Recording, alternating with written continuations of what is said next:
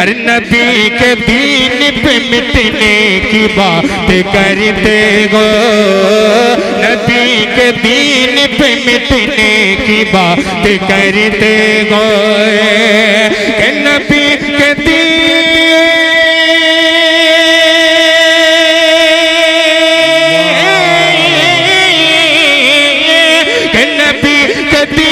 پہ مٹنے کی بات کہتے ہو، حسین جیسا حسین جیسا کلیجہ کہاں سے لاؤ گے حسین۔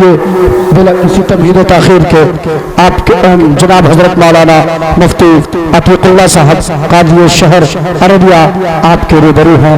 حضرت والا سے میں ملتمس ہوں کہ حضرت والا تشریف لائے اور اپنے ناصحانہ خطاب سے ہم سامعین کو محظوظ و مجلہ کرے۔ جناب حضرت مولانا مفتی عتیق اللہ صاحب قاضی شہر عربیہ مائک پر۔ بسم اللہ الرحمن الرحیم، الحمدللہ رب العالمین، والصلاة والسلام علی رسولہ الکریم، اما بعد فقد قال اللہ تعالی فی القرآن المجید والفرقان الحمید، اعوذ باللہ من الشیطان الرجیم، بسم اللہ الرحمن الرحیم، فَإِن تَنَازَعْتُمْ فِي شَيْءٍ فَرُدُّوهُ إِلَى اللَّهِ وَالرَّسُولِ إِن كُنتُمْ تُؤْمِنُونَ بِاللَّهِ وَالْيَوْمِ الْآخِرِ وقال وَأَطِيعُوا اللَّهَ وَرَسُولَهُ وَلَا تَنَازَعُوا فَتَفْشَلُوا وَتَذْهَبَ رِيحُكُمْ وَاصْبِرُوا صدق اللہ العظیم۔ وقال النبي صلى الله عليه وسلم لا يؤمن أحدكم حتى أكون أحب إليه من والده وولده والناس أجمعين، وقال لا يؤمن أحدكم حتى يكون هواه تبعا لما جئت به، أو كما قال عليه الصلاة والسلام۔ شہنشی پر تشریف فرما صاحب علم و فضل، جلسگاہ میں موجود سامعین اعظام، پس پردہ خواتین اسلام، سب سے پہلے میں جناب دل خیر آبادی کو مبارکباد پیش کرتا ہوں۔ انہوں نے جو کلام پیش کیا، صحیح بات یہ ہے کہ یہ جلسہ ہے وہ سیرت کے نام پر بھی ہے، وہ سیرت کو سمو رہے تھے اور اپنے الفاظ سے، نعتیہ الفاظ سے سیرت کو بیان کر رہے تھے۔ اگر ہم لوگ اس نعت کو سن کر محظوظ ہو رہے ہیں، اس پر عمل کرنے کی بھی ضرورت ہے۔ اگر ہم اس پر بھی عمل کر لیتے ہیں، یہ سمجھیں وہ بھی ایک بیان ہے، انشاءاللہ ہمیں کامیابی مل جائے گی، اور ہم اسی وقت سچے پکے مومن ہو سکتے ہیں جب تک ہم رسول اللہ صلی اللہ علیہ وسلم سے محبت کرنے لگیں، اپنے والدین سے بڑھ کر کے، اپنے مال اور اولاد سے بڑھ کر کے محبت نہ کرنے لگیں، اس وقت تک ہم سچے اور پکے مومن نہیں ہو سکتے ہیں۔ اور نعت جو پڑھی جاتی ہے وہ اسی لیے اسی شان میں ہوتی ہے، رسول اللہ صلی اللہ علیہ وسلم کی شان میں ہوتی ہے، اور محبت اسی وقت مکمل اور کامل ہوگی جب ہم ان کی تعلیمات پر عمل کر لیں۔ اس لیے ہم اور آپ یہاں عہد کریں، جو باتیں تقریر کے ذریعے، جو باتیں نعت شریف کے ذریعے کہی جائیں، ہم اس پر عمل کریں۔ عمل کریں گے تو ہمیں کامیابی ملے گی اور ہمارے نام اعمال میں ثواب لکھا جائے گا۔ یہاں بیٹھنا بیکار نہیں ہوگا۔ اس کے بعد میں اس پروگرام کے سجانے والے تمام ذمہ داروں کو، خاص طور سے حضرت مولانا صادق صاحب اور یہاں کے اساتذہ کو مبارکباد پیش کرتا ہوں۔ مبارکباد اس لیے پیش کر رہا ہوں کہ یہاں پر وہ ایک ایسی ٹیم کو تیار کرتے ہیں جو ایک خاندان کو، ایک فرد ایک خاندان کو پڑھا سکتا ہے۔ اگر لڑکی پڑھتی ہے تو ایک خاندان پڑھتا ہے، اگر لڑکا پڑھتا ہے یہ تصور نہیں ہے کہ ایک خاندان پڑھے گا۔ اس لیے ہمیں ذہن میں یہ رکھنا ہے، اگر یہ ادارے قائم ہیں علاقے میں، ہمیں اس ادارے کا تعاون کرنا چاہیے، ہمیں اس ادارے کا سپورٹ کرنا چاہیے، نہ کہ اس ادارے کے خلاف میں اپنی آواز کو اٹھانی چاہیے۔ اگر ہم اس ادارے کے خلاف میں آتے ہیں، اس کا مطلب یہ ہے ہم قرآن مجید کے بھی خلاف ہیں، اس کا مطلب یہ ہے ہم حدیث کے بھی خلاف ہیں، اس کا مطلب یہ ہے کہ ہم دینی تعلیم کے بھی خلاف ہیں۔ اس لیے اس نیت کے ساتھ آپ مدد کریں اس کی کہ اس ادارے میں بچوں کی تعلیم ہوتی ہے، اور تعلیم وہ تعلیم ہوتی ہے جس کے ذریعے سے دنیا بھی کامیاب ہوتی ہے اور آخرت بھی کامیاب ہوتی ہے۔ اس نیت سے مدد کریں، یہ نہ سمجھے کہ اس میں فلاں صاحب ہیں جو گڑبڑی کرتے ہیں ہم اس لیے اس کا بائیکاٹ کر رہے ہیں، نہیں، یہ نیت آپ ختم کر لیں، صحیح نیت کے ساتھ آپ آگے بڑھیں اور اس کا تعاون کریں۔ یہ باتیں چند باتیں تھی جو اپنی تقریر سے پہلے، اپنی تقریر شروع کرنے سے پہلے میں نے بیان کی ہے۔ ہم یہ امید رکھتے ہیں آپ تمام حضرات اور جو بھی گاؤں کے ہیں وہ اس پر عمل کریں گے۔ حضرات گرامی،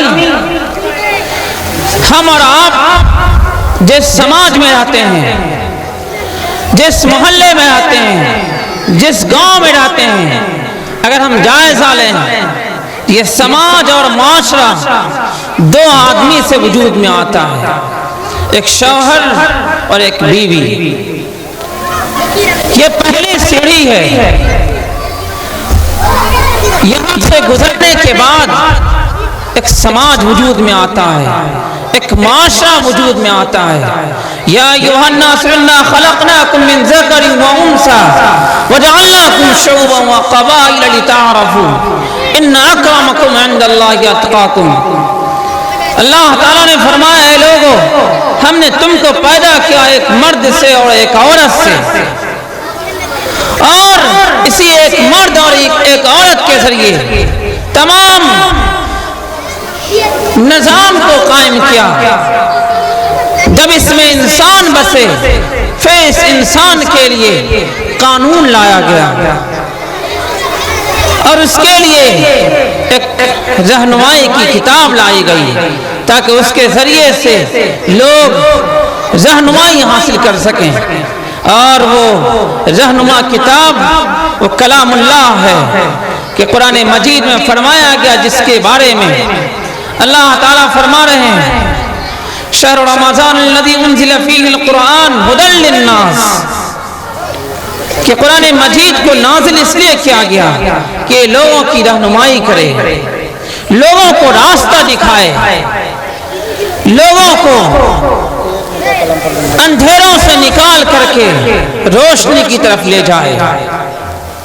اسی لیے اس کلام کو نازل کیا گیا۔ اگر ہم اس میں تلاش کریں وہ تمام چیزیں مل جائیں گی جس کی ہمیں ضرورت ہے۔ کبھی کبھی ذہن میں آتا ہے کہ پتہ نہیں اس کے ذریعے ہمارے مسئلے کا حل پتہ نہیں قرآن مجید میں ہے یا نہیں، ہمیں یقین کرنا ہے ہر مسئلے کا حل قرآن مجید میں موجود ہے۔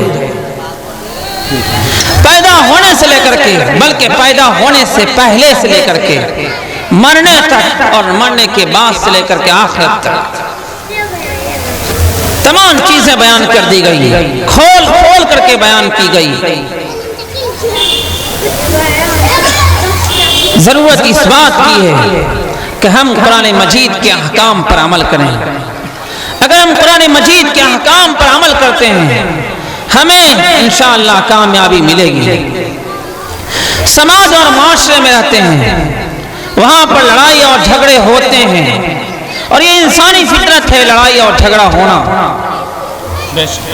لڑائی اور جھگڑا ہو جاتا ہے، ایک جگہ رہنے کے بعد کچھ نہ کچھ کھٹپٹ ہو ہی جاتی ہے۔ قرآن مجید پہلے منع کر رہا ہے وَأَطِيعُوا اللَّهَ وَرَسُولَهُ، کہ دیکھو اللہ کی مانو اور اللہ کے رسول صلی اللہ علیہ وسلم کی تعلیمات پر عمل کرو، اور آگے فرمایا وَلَا تَنَازَعُوا، آپس میں لڑائی جھگڑا مت کرو۔ قرآن مجید میں کہا جا رہا ہے تنبیہ کے ساتھ، نہیں کہ صیغے کو لایا گیا جس میں حکم دیا جا رہا ہے، منع کیا جا رہا ہے کہ لڑائی جھگڑا مت کرو، اختلاف مت کرو۔ اختلاف اگر کرو گے، قرآن مجید آگے صراحت کر رہا ہے فَتَفْشَلُوا، ناکام اور نامراد ہو جاؤ گے، وَتَذْهَبَ رِيحُكُمْ، اور تمہاری ہوا اکھڑ جائے گی، تم کسی کام کے نہیں رہ جاؤ گے، تمہاری گاڑی آگے نہیں بڑھ سکتی ہے۔ جس طرح گاڑی کے پہیے سے ہوا نکل جائے اور ٹائر پنچر ہو جائے، وہ گاڑی اپنی منزل کو نہیں پہنچ سکتی ہے، اسی طرح یہ انسان کی گاڑی اگر لڑائی جھگڑے کے ساتھ چلے گی تو وہ گاڑی آگے نہیں بڑھ سکتی ہے۔ وہ گاڑی اسی وقت آگے بڑھ سکتی ہے جبکہ اس کے اندر اتحاد اور اتفاق ہو، اتحاد اور اتفاق کے ساتھ یہ گاڑی آگے بڑھ سکتی ہے۔ اس لیے میرے بھائیوں، ہم اور آپ یہ تہیہ کریں، ہم سماج اور معاشرے میں اور گھر میں لڑائی نہیں کریں گے۔ صورتحال یہ ہے، سماج اور معاشرے کو چھوڑیے، گھر میں بھائی بھائی سے لڑائی ہے، ماں باپ کو بیٹے سے لڑائی ہے، ماں کو بیٹی سے لڑائی ہے، اور اس قدر لڑائی ہے اور اس طرح کی لڑائی ہے کہ مارنے کے در پہ ہو جاتے ہیں۔ کہ میں سنا نہیں رہا ہوں بلکہ میں نے مشاہدہ کیا ہے۔ میں منصب قضا کی اوپر اگر میں کہوں کہ مشاہدہ کر کے لوگ آتے ہیں کہتے ہیں کہ ہماری بیٹی ہے اور ہمارے ساتھ بہت زیادہ جھگڑا کرتی ہے، یہاں تک کہ مار پیٹ کی نوبت آ جاتی ہے۔ باپ بھی آتا ہے، باپ بھی اپنے بیٹے کے بارے میں شکایت کرتا ہے، اور بیوی شوہر کے بارے میں چھوڑ ہی دیجیے، وہ معاملہ تو روزانہ ہی ہے۔ اس لیے لڑائی جھگڑے کو اپنے گھر سے ختم کرنا ہوگا، اپنے گھر سے شروعات کرنی ہوگی کہ ہم اپنے گھر میں اتحاد اور اتفاق کے ساتھ رہیں گے۔ گھر سے اگر ہم شروعات کرتے ہیں تو ہمارا سماج اور ہمارا محلہ بھی ٹھیک ہوگا۔ اس لیے کہ اسی گھر سے اور اسی دونوں آدمی سے ایک سماج بنا ہے۔ سماج اسی وقت صحیح ہو سکتا ہے جب گھر میں معاملہ صحیح ہو۔ اس لیے میرے بھائیوں، ہم آپ یہ تہیہ کر کے اٹھیں کہ جو بھی لڑائی اور جھگڑے ہیں آپس کے، وہ لڑائی اور جھگڑے کو ہم بھلا دیں گے، لڑائی اور جھگڑے کو آپس میں ختم کر لیں گے۔ اگر ہم لڑائی اور جھگڑے کو ختم کر لیتے ہیں تو ہر چیز میں ہمیں خوشی ہوگی اور ماحول خوشگوار ہوگا۔ لیکن انسانی فطرت اگر لڑائی جھگڑا ہو جائے، قرآن مجید رہنمائی کر رہا ہے، دیکھو لڑائی اگر جھگڑا ہو جائے تو کیا کرنا ہے، کہ کہیں اور جانے کی ضرورت نہیں ہے۔ فرمایا قرآن مجید میں فَإِن تَنَازَعْتُمْ فِي شَيْءٍ فَرُدُّوهُ إِلَى اللَّهِ وَالرَّسُولِ، کہ دیکھو لڑائی اور جھگڑا اگر ہو جائے، اختلاف ہو جائے، اللہ اور اللہ کے رسول کی طرف رجوع کرو، انہی کے پاس اپنے معاملے کو لے جاؤ، انہی کے پاس اپنے مسائل کا حل کرواؤ۔ اللہ اور اللہ کے رسول کے پاس جانے سے اور ان کے پاس رجوع کرنے سے مراد یہ ہے جو قرآن مجید کا علم رکھتے ہوں، جو حدیث شریف کا علم رکھتے ہوں، ان کے پاس جاؤ۔ اور وہ کون ہیں؟ وہ انبیاء کے وارث، العلماء ورثۃ الانبیاء۔ اور دوسری جگہ فرمایا گیا العلماء مصابیح فی الارض، کہ علماء زمین میں چراغ کے مانند ہیں. علماء ہی ہیں جو انبیاء کے وارث ہیں, انبیاء کے نائب ہیں. ان کے پاس اپنے مسائل کو لے کر جاؤ اور انہیں کے پاس جا کر کے حل کراؤ. وہ تمہیں بتائیں گے کہ قرآن مجید میں مسئلے کا حل یہاں پر موجود ہے. قرآن مجید کی یہ آیت ہے, اس کے ذریعے سے بتایا گیا ہے کہ تم اس طرح نہ کرو. جیسے ہی بتایا جائے یہ قرآن مجید کی آیت ہے, قرآن مجید کا حکم ہے, تو تم کہہ دو ہم نے سن لیا اور مان لیا. وَإِذَا دُعُوا إِلَى اللَّهِ وَرَسُولِهِ لِيَحْكُمَ بَيْنَهُمْ أَن يَقُولُوا سَمِعْنَا وَأَطَعْنَا. جب اللہ اور اللہ کے رسول کی طرف بلایا جائے, چاہیے کہ ان کے درمیان فیصلہ کر دیا جائے قرآن مجید کے مطابق. اللہ اور اللہ کے رسول کے مطابق فیصلہ جب کر دیا جائے, یہ انسان ایک مسلمان یہ کہے ان یقولوا, کہے سمعنا واطعنا, ہم نے سن لیا اور ہم نے مان لیا. اپنے سر کو جھکا دے قرآن مجید کے سامنے, اپنے سر کو جھکا دے رسول اللہ صلی اللہ علیہ وسلم کی تعلیمات کے سامنے, تبھی پکے اور سچے مومن ہو سکتے ہیں. قرآن مجید اسی کا نقشہ کھینچ رہا ہے. فردوه الى الله والرسول ان کنتم تؤمنون بالله والیوم الاخر. اگر تم اللہ پر اور آخرت پر ایمان رکھتے ہو, ایمان کا حصہ قرار دیا گیا. اس لیے میرے بھائیو, ہم کہیں اور نہیں جائیں, ہم کسی اور جگہ کا چکر نہ لگائیں. ہمیں اگر ضرورت پڑے, ہمیں اپنے مسائل کے حل کے لیے اگر ضرورت پڑے, تو ہم اللہ اور اللہ کے رسول کی طرف رجوع کریں. دارالفتاء جائیں, علماء سے اپنے مسئلے کا حل کروائیں. دارالقضاء جائیں, دارالقضاء میں جا کر اپنے مسئلے کو رکھیں اور اپنا فیصلہ وہاں سے کروائیں. اسی میں کامیابی ہے. یہ نہ سمجھیں کہ ارے دارالقضاء کیا جائیں گے, وہاں کون پولیس اور فورس رہتی ہے, وہاں کہاں ہم اس کو پٹوا پائیں گے اور اس کے جیل میں گھسوا پائیں گے, کہاں جیل کی سلاخوں کے پیچھے ڈلوا پائیں گے. یہ نہ سمجھیں, اگر یہ سمجھتے ہیں اس کا مطلب یہ ہے آپ کے ایمان میں کمی ہے. اس لیے پورے طور پر اسلام میں داخل ہو جائیں. یا ایھا الذین آمنوا ادخلوا فی السلم کافہ, ایمان والو اسلام میں پورے طور پر داخل ہو جاؤ. پورے طور پر داخل ہونے کا مطلب یہی ہے کہ جہاں ہم نماز کو پڑھتے ہیں, جہاں اپن زکوٰۃ ادا کرتے ہیں, جہاں ہم حج ادا کرتے ہیں, جہاں ہم روزے رکھتے ہیں, وہیں پر دوسرے جو احکام ہیں, جن چیزوں کے بارے میں اگر معاشرے کے مسائل ہوں, اگر گھریلو جھگڑے ہوں, ان کو بھی لے جانے کا معاملہ دارالقضاء میں, دارالفتاء میں علماء کے پاس, ان کے پاس جائیں گے. قرآن مجید کی روشنی میں اگر مسئلہ حل ہوتا ہے, چاہے آپ کے خلاف ہی کیوں نہیں ہو, آپ اس کے سامنے سر جھکا دیں. ہمیں اس میں کامیابی ہے. جو کہا جانا ہم نے مان لیا. لیکن اگر آپ نے سوچا نہیں دارالقضاء نہیں جائیں گے, ہم چلتے ہیں سرکاری کورٹ میں, سرکاری عدالت میں چلتے ہیں, ارے اس کو تو ہم بتا دیں گے یہ ہماری بیٹی کے ساتھ کیوں ایسا کیا, یہ ہماری بہن کے ساتھ ایسا کیوں کیا, ہم تو جا رہے بتا دیں گے اور اس کو جیل میں ڈلوا دیں گے. اور چلے جاتے ہیں, صحیح میں سرکاری عدالت میں چلے جاتے ہیں, وہاں جا کر کے کیس بک بھی کر دیتے ہیں, کیس دائر کر دیتے ہیں. کیس دائر کرنے کے بعد کیا ہوتا ہے, وہ آگے والا معاملہ بھی سننے کے قابل. جب جاتا ہے آدمی بہت جوش میں, ہوش کھو کر کے جاتا ہے, اور کہتا ہے, چاہے وہ گھر میں اگر جھگڑا ہو گیا میاں بیوی میں, اور معلوم چل گیا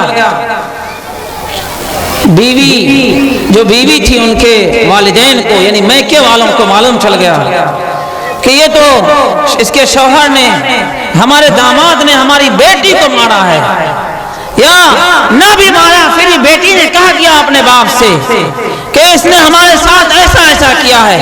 اب سمجھا نہ بوجھا چل دیا, وہاں جا کر معاملہ دائر کر دیا.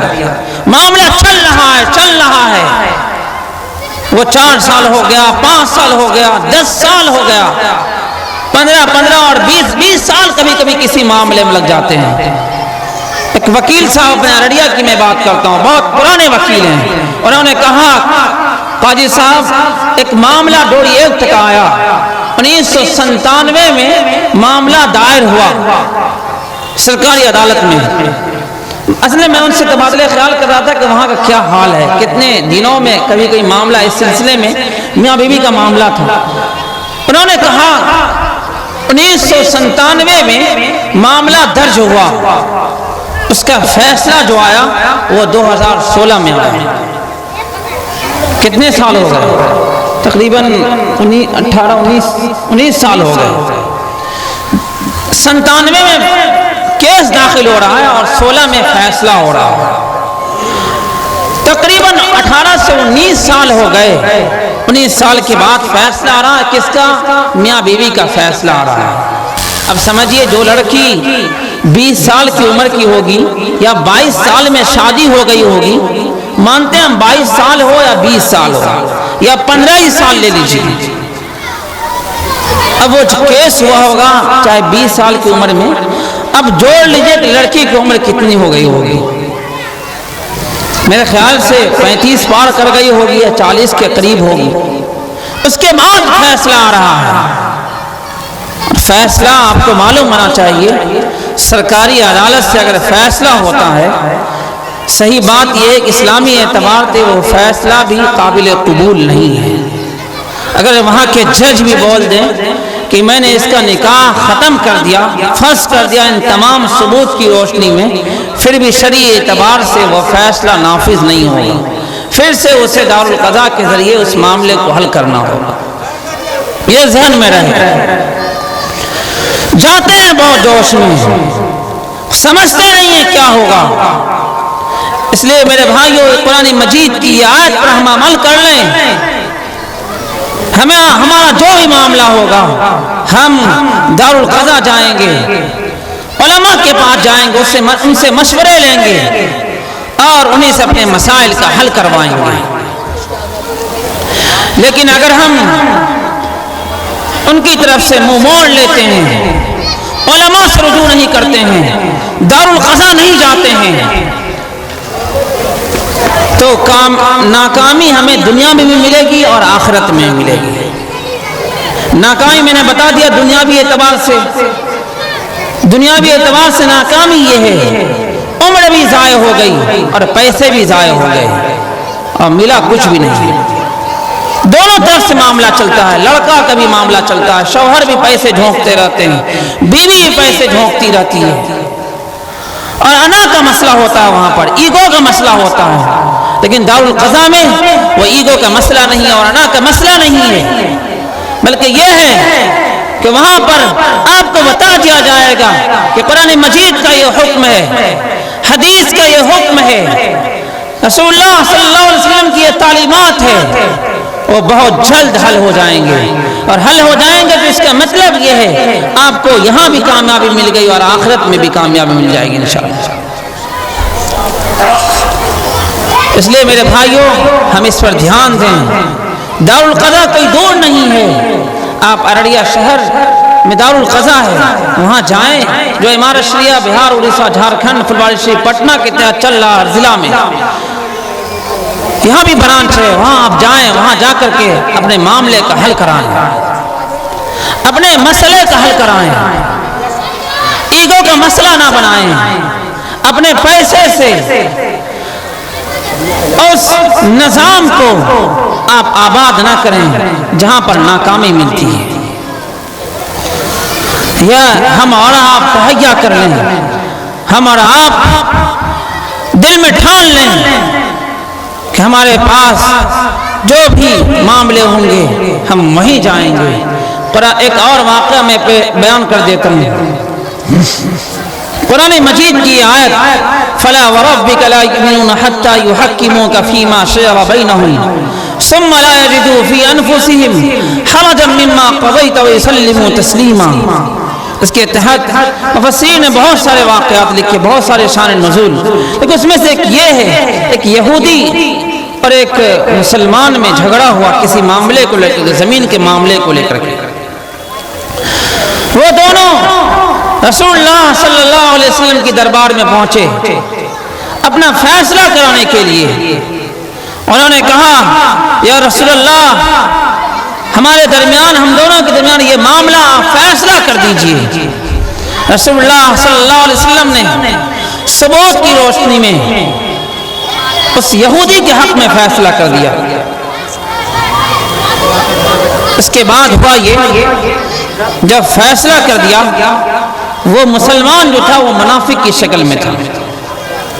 مسلمان نے کہا کہ دیکھو یہ فیصلہ تو ہم ماننے والے نہیں ہیں، سب سے بہتر فیصلہ عمر کرتے ہیں، چلو عمر کے پاس چلتے ہیں۔ حضرت عمر رضی اللہ تعالیٰ عنہ کے پاس دونوں چلے گئے ہیں، عمر رضی اللہ تعالیٰ عنہ کے پاس، ان کے پاس جا کر کے اپنے معاملے کو رکھا، کہا ایسا ایسا ہے۔ حضرت عمر رضی اللہ تعالیٰ عنہ نے فرمایا کیا تم رسول اللہ صلی اللہ علیہ وسلم کی دربار میں نہیں گئے؟ لیکن صحابہ یہ مطلب سمجھتے ہوئے کہ جب رسول اللہ موجود ہے تو میرے پاس آنے کی کیا ضرورت ہے، جب ہم سے بڑے موجود ہیں ان کے پاس کیوں نہیں گئے؟ یہودی نے کہا گئے تھے لیکن معاملہ ایسا فیصلہ میرے حق میں دیا گیا۔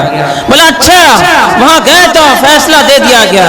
بولا جی میرے حق میں فیصلہ دے دیا گیا۔ یہودی نے کہا میرے حق میں فیصلہ دے دیا گیا۔ حضرت عمر رضی اللہ تعالیٰ عنہ ان دونوں سے فرمایا کہ رکو یہیں پر میں آتا ہوں اندر سے۔ گئے اندر، جا کر کے انہوں نے نیام سے تلوار نکالی اور لے کر کے آئے اور اس مسلمان کی گردن کو تن سے جدا کر دیا اور کہا جو رسول اللہ کے فیصلے کو نہیں مانے اس کا فیصلہ یہی ہے۔ اب پورے مدینے میں کوہرام مچ گیا کہ عمر نے ایک مسلمان کا قتل کر دیا ہے، پورا کوہرام مچ گیا۔ رسول اللہ صلی اللہ علیہ وسلم کی دربار میں یہ باتیں پہنچ گئی کہ عمر نے ایک مسلمان کا نام قتل کر دیا ہے۔ اب جیسے ہی یہ معاملہ پہنچا رسول اللہ صلی اللہ علیہ وسلم تحقیق کرنے لگے کیا بات ہے۔ تحقیق کر ہی رہے تھے اتنے میں آیت نازل ہوئی فلا وربک لا یؤمنون حتی یحکموک فیما شجر بینہم۔ خدا کی قسم، آپ کے رب کی قسم، وہ مومن ہو ہی نہیں سکتا، وہ آدمی کسی بھی حال میں مومن ہو ہی نہیں سکتا یہاں تک کہ آپ فیصلہ کر دیں اور آپ کے فیصلے کو تسلیم نہ کریں، اپنے دل میں کجی پاوے، اپنے دل میں تنگی پاوے، وہ آدمی مومن نہیں ہو سکتا۔ وہ مومن نہیں تھا، وہ منافق تھا۔ حضرت عمر نے جو کیا وہ صحیح کیا ہے۔ فرمائیے بتائیے کیا عالم رہا ہوگا؟ قرآن مجید کی آیت اللہ تعالیٰ فوراً جبرائیل کے ذریعے تعین میں آیت کو نازل فرماتے ہیں۔ اس لیے میرے بھائیوں یہ سمجھیں آپ حضرات کہ جب بھی قرآن مجید کا ہمیں حکم ملے گا یہ قرآن مجید کا یہ حکم ہے، ہم اس کے سامنے اپنے سر کو تسلیم کر دیں گے، سر کو جھکا دیں گے۔ اگر کہا جائے رسول اللہ صلی اللہ علیہ وسلم کی تعلیمات ہے، ہم ان کے سامنے سر کو جھکا دیں گے تو ہم پکے اور سچے مومن کہلائیں گے۔ لیکن اگر ہم اس کے سامنے اپنے سر کو نہیں جھکاتے ہیں، قرآن مجید کی یہ آیت جس میں کہا گیا جو اللہ کے احکام کے مطابق فیصلے نہیں کرے اور نہیں کروائے وہ ظالم ہے، ومن لم يحكم بما انزل الله فاولئك هم الظالمون۔ اور اسی طرح آگے فرمایا گیا جو اللہ کے احکام کے مطابق فیصلے نہیں کروائے یا فیصلے نہیں کرے وہ فاسق ہے، ومن لم يحكم بما انزل الله فاولئك هم الفاسقون۔ اور اسی طرح ایک اور جگہ کافر تک قرار دیا گیا، ومن لم يحكم بما انزل الله فاولئك هم الكافرون۔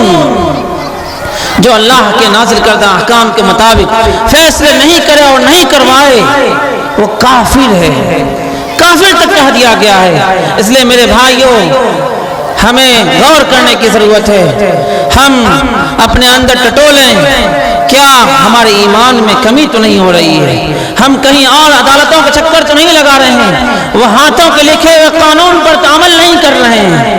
وہ قانون پر آپ عمل کریں جس قانون کو اللہ تعالیٰ کے ذریعے زمین پر نازل کیا گیا، اور اللہ تعالیٰ نے ہم تمام لوگوں کو پیدا کیا اور تمام مخلوقات کا خالق اور مالک ہے، ان کے بنائے ہوئے قانون پر ہم عمل کریں۔ اگر ہم کے بنائے ہوئے قانون پر عمل کرتے ہیں انشاءاللہ ہمیں کامیابی ملے گی اور کامیابی مل کر رہے گی، دنیا میں بھی کامیابی ملے گی اور آخرت میں بھی کامیابی ملے گی۔ وقت کم ہے، ان چند باتوں میں اپنی بات ختم کرتا ہوں۔ وآخر دعوانا الحمدللہ رب العالمین۔ ماشاءاللہ الحمد